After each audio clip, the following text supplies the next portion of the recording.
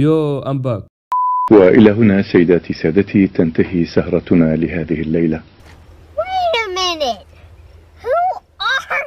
عسلامة ومرحبا بكم الناس الكل في فيديو جديد. ان شاء الله تكونوا بخير، ان شاء الله جوكم باهي، ان شاء الله يا ربي الامور تمام. فيديو اليوم باش يكون سيريو شويه، على خاطر باش نحكيو على موضوع خطير برشا، وموضوع تحكى عليه برشا في البيريود الاخرانيه. تونس مهدده بالاحتلال، واحتلال من نوع خطير. مانيش نحكي على الاحتلال بالحرب، انما قاعد نحكي على احتلال بطيء قاعده تتعرض له تونس من قبل المهاجرين الافارقه اللي عددهم قاعد يتزايد كل يوم ويتضاعف كل يوم. تحديدا موضوع الافارقه، الموضوع المسكوت عنه في تونس، والموضوع اللي ولا يجيبوا في الدروغ ولا يجيبوا في الزطلة.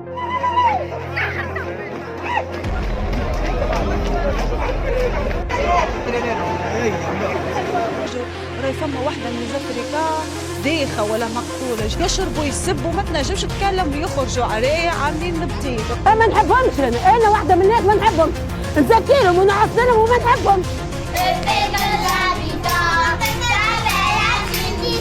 نحن اليوم نخوض معركة تحرير وطني.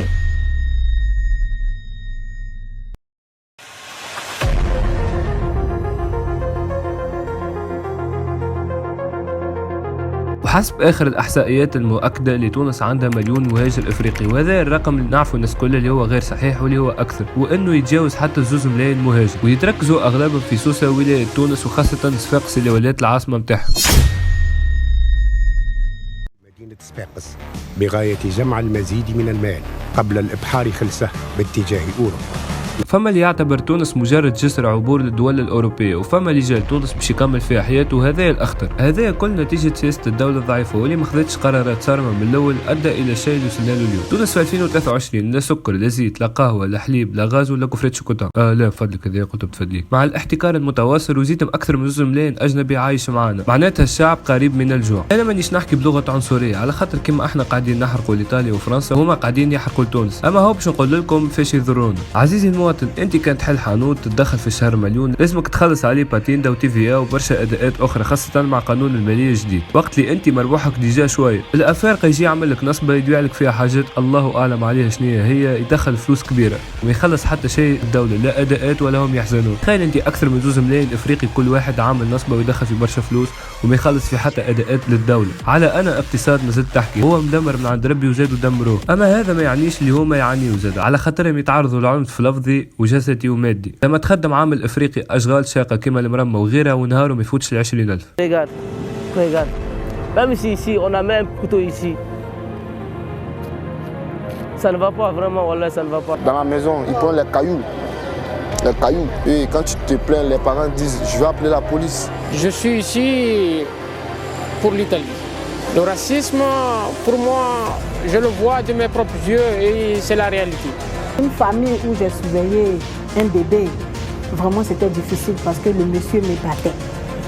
Le monsieur, oui, quand l'enfant pleure que je suis occupée, il vient, il me tape. بخلاف برشا كلام تقال عليهم، كما انهم ياكلوا القطاطس، كما انهم زادوا يقلقوا راحه المواطنين. ما نحبهمش، انا واحده من الناس ما نحبهمش، نزكيهم ونعصنهم وما نحبهمش. انا حومه كامله كلها توضرت الاولاد، كلها مشات للحبس في جارة السويدي. مسكينه مراه كبيره مشات تشوف فات القاها ميته. قال لي هذه تونس نتاعنا ومش لي خارج منها، والارض نتاعك والارض نتاعي والعماره نتاعي، قال لي مش لي خارج منها.